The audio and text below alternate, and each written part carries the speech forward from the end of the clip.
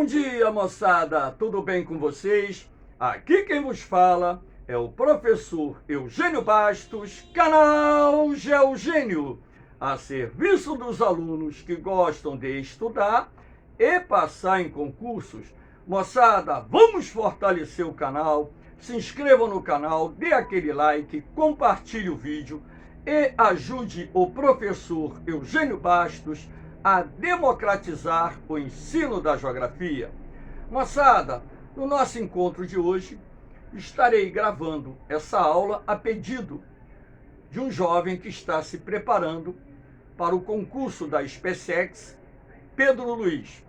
Ele me solicitou que gravasse uma aula sobre a atual fase do desmatamento da floresta amazônica.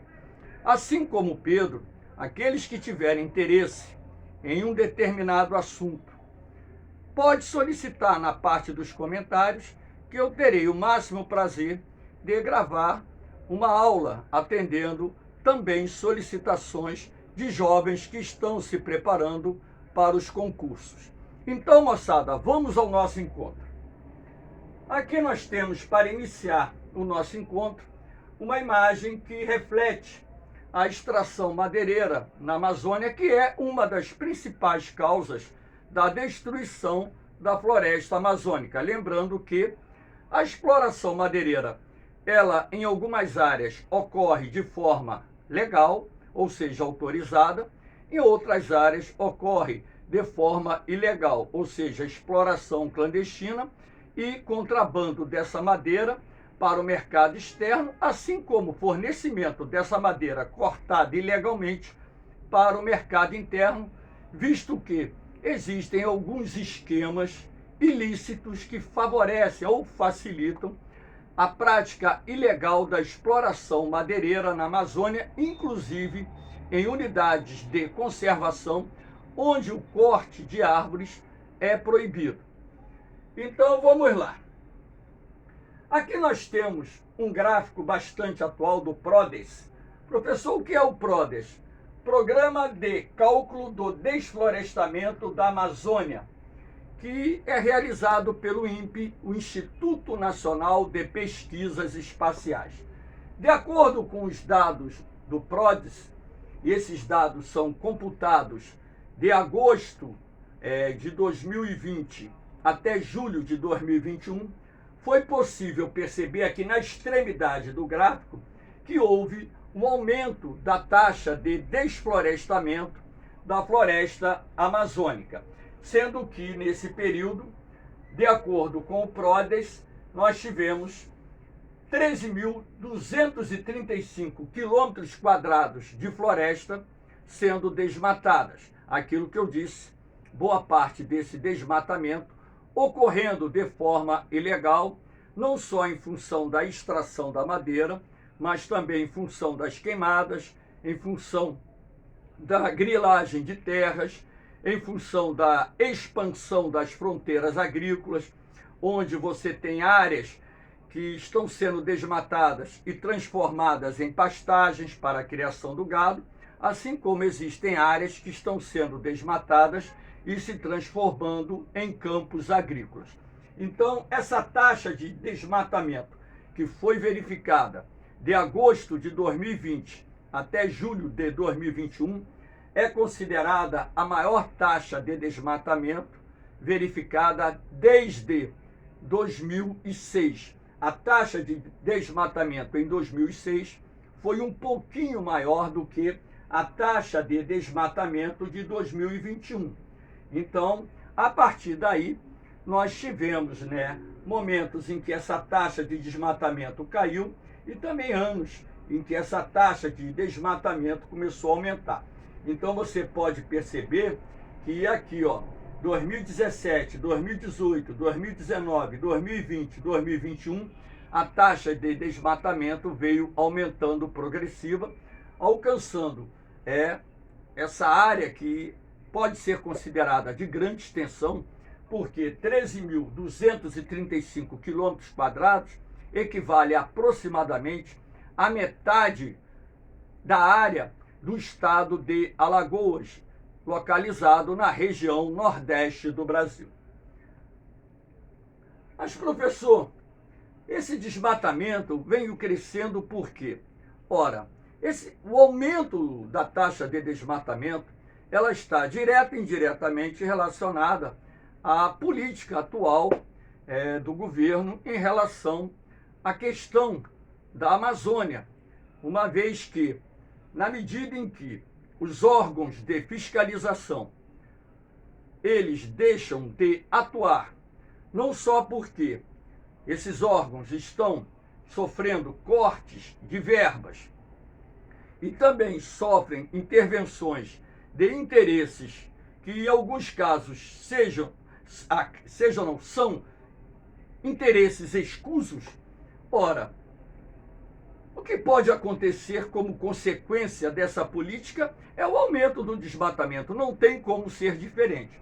Então, para que vocês possam ter uma noção, aqui nós temos uma imagem do satélite NOAA da NASA, onde nós observamos uma parte da Amazônia. Aqui vocês percebem com clareza, né, nessas áreas castanhas, lá do Mato Grosso, Rondônia, por exemplo, que a taxa de desmatamento está muito avançada ali, ou seja, esses estados já perderam boa parte da cobertura florestal que até então existia na região quando os portugueses aqui aportaram.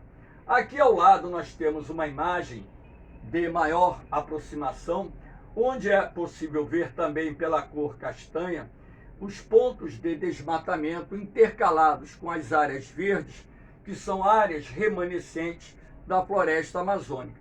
Se você analisar profundamente as imagens de satélite do PRODES, que o PRODES usa para avaliar o ritmo ou a taxa de desmatamento da floresta amazônica, você vai perceber que a floresta amazônica está perdendo uma área considerável ano a ano. Isto porque, aquilo que eu disse anteriormente, os órgãos de fiscalização, em função do corte do orçamento, em função da intervenção política nesses órgãos de fiscalização, eles deixaram de atuar como estavam atuando em anos anteriores, reprimindo os desmatamentos ilegais, reprimindo a biopirataria, reprimindo o garimpo ilegal na Amazônia, enfim.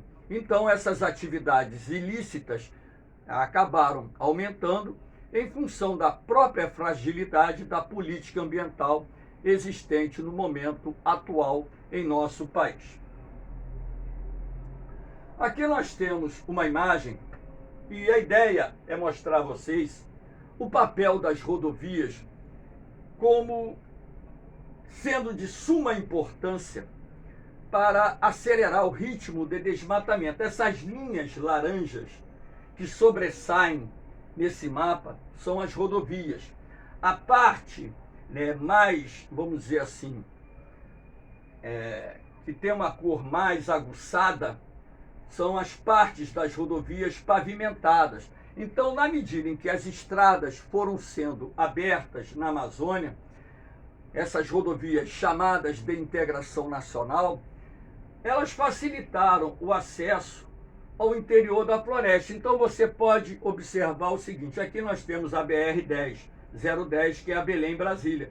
Repare que a parte oriental do Pará já foi quase toda desmatada. Repare que o estado de Tocantins aqui embaixo já perdeu boa parte da sua cobertura vegetal nativa, área de floresta e área de cerrado.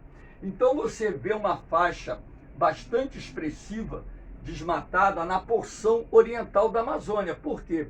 A Belém-Brasília, construída na década de 1960, facilitou o acesso à porção oriental da Amazônia e dessa forma acelerando assim o ritmo de desmatamento dessa floresta.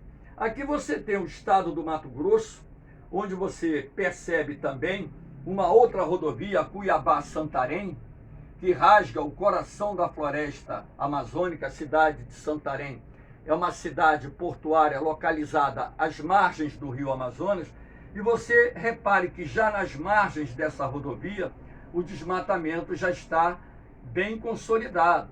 Aqui nós temos uma outra rodovia, que é a Transamazônica, que liga Picos, no Piauí, até o estado do Acre. Alguns geógrafos consideram que a Transamazônica parte lá da Paraíba, mas isso é discutível. Então você percebe que nas margens da rodovia Transamazônica, sobretudo no estado do Pará, o desmatamento também já está bem consolidado. Então você vai percebendo uma outra estrada aqui, que é a Cuiabá-Porto Velho. Repare que nas margens dessa rodovia Cuiabá-Porto Velho, o desmatamento já se consolidou. Aqui na parte oriental do Acre, onde você tem também um pedaço da Transamazônica, repare que o desmatamento na parte oriental do Acre está se consolidando. Essa rodovia que liga Manaus até a Venezuela, então você já observa que lá em Roraima já temos um desmatamento sendo consolidado. Então essas rodovias acabam se transformando em elos de penetração que facilitam não só a exploração madeireira, como também o estabelecimento de propriedades rurais destinadas à criação de gado ou à agricultura, intensificando assim o processo de destruição da floresta amazônica. Aqui nós temos o orçamento do Ministério do Meio Ambiente, aquilo que eu disse anteriormente. Repare que esse orçamento ele atingiu o pico no ano de 2008, quando então o governo ele liberou mais de 6 bilhões de reais para o Ministério do Meio Ambiente. Depois nós tivemos uma queda e voltou a aumentar em 2012, acima de 6 bilhões de reais. Agora, de 2012 para cá, nós tivemos um período em que aumentou esse orçamento, em 2016, acima de 4 bilhões, e de lá para cá veio caindo. O orçamento do Ministério do Meio Ambiente em 2021 foi de 1 bilhão e 600 milhões de reais. Só que boa parte desse dinheiro não foi aplicado pelo Ministério do Meio Ambiente. Uma parte desse dinheiro ficou parado, ou seja, limitando a capacidade dos órgãos de combate aos crimes ambientais de atuarem. Inclusive, o que mais nos preocupa nesse exato momento é o aumento do desmatamento da floresta amazônica, visto que isso está gerando, por parte da comunidade internacional, uma pressão muito grande sobre o governo brasileiro, inclusive com ameaças de países ricos de, por exemplo, boicotarem a compra da carne de gado criado na Amazônia, a compra de grãos da soja, por exemplo, plantada na Amazônia, e por aí vai. Então, aqui nós temos, para dar continuidade à nossa explicação, o número de sanções aplicadas pelo IBAMA de 2009 até 2021. Você repare, aqui em azul você tem os embargos aplicados. São embargos, por exemplo, a desmatamento, processos de ocupação, garimpos ilegais, etc. E aqui você tem autuações por desmatamento. Então repare que em ambos os casos o número veio caindo de uma forma significativa a partir de 2015.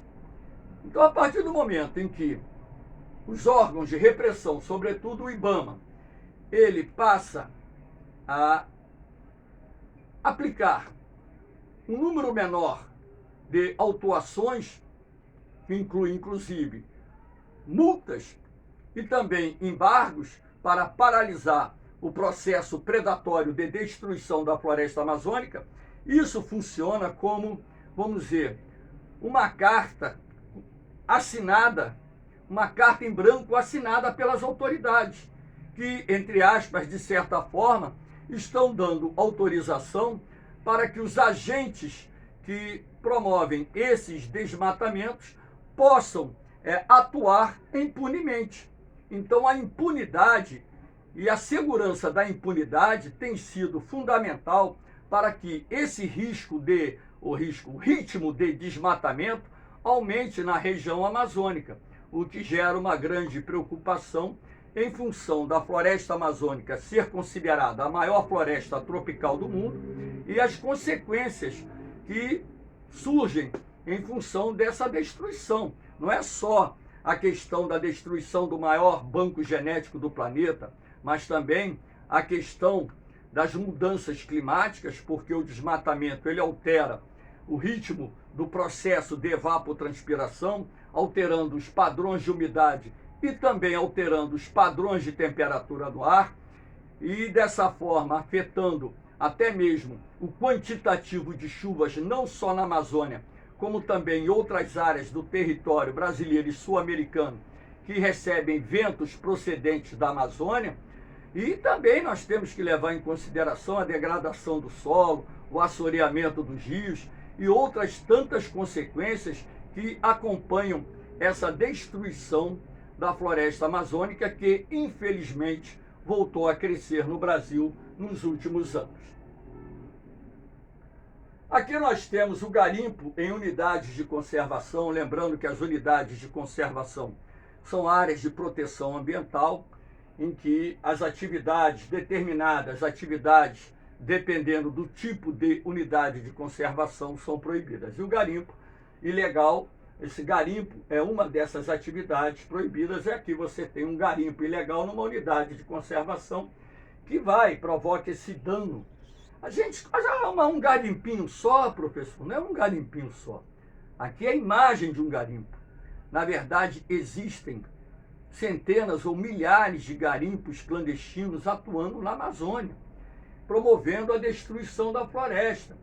Então, aquela pequena área de cada garimpo, se somada, se transforma numa grande área desmatada. Então, vocês têm que entender esse contexto, que é o conjunto da obra, não uma ação individualizada. Hoje nós temos milhares de garimpeiros atuando na Amazônia. E a grande maioria desses garimpos atua de forma ilegal, até mesmo porque, como eu tenho reafirmado, os órgãos de combate, eles estão semi-paralisados e dessa forma dando aval a esse crime ambiental que vem crescendo na Amazônia. Não é só pelo desmatamento, não. Também pelo lançamento de mercúrio que contamina o solo e contamina os rios da bacia do Amazonas e também da bacia do Tocantins-Araguaia.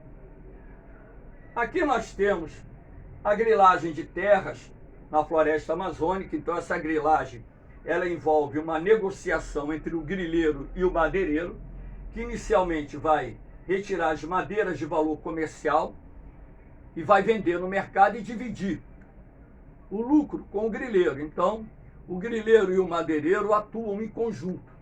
Lembrando que o grileiro é o nome que se dá àquela pessoa que se apodera de uma terra que não lhe pertence, muitas vezes, inclusive, utilizando uma escritura falsa.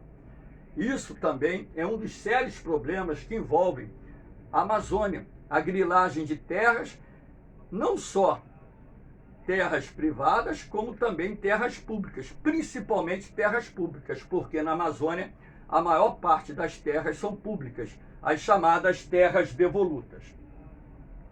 Aqui nós temos essa imagem para mostrar a vocês, o verde escuro aqui representa unidade de conservação de proteção integral. Repare que já tem pontos vermelhos aqui, isso aqui é um pedaço do estado do Pará.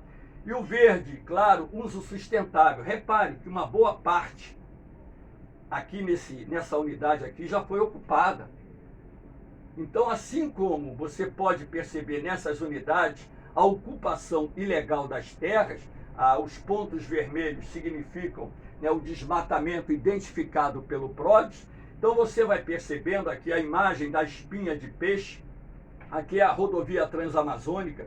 Então você repare que nas margens da rodovia transamazônica se configurou o que nós chamamos de espinha de peixe, que são essas linhas de desmatamento transversais que acompanham as estradas que são abertas na Amazônia.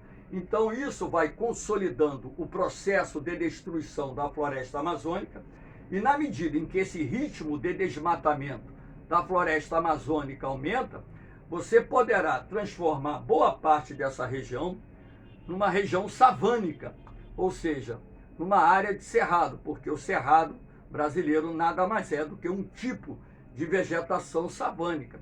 E isso também na medida em que avança esse desmatamento, você tem o acompanhamento das mudanças climáticas em curso, que inclusive irão afetar de uma forma bastante significativa o grande celeiro agrícola do Brasil, que é o Brasil Central, a região centro-oeste, que já está sendo impactada com períodos de estiagens cada vez mais longos, mais prolongados, que de tempos em tempos causam, grandes perdas para os produtores rurais.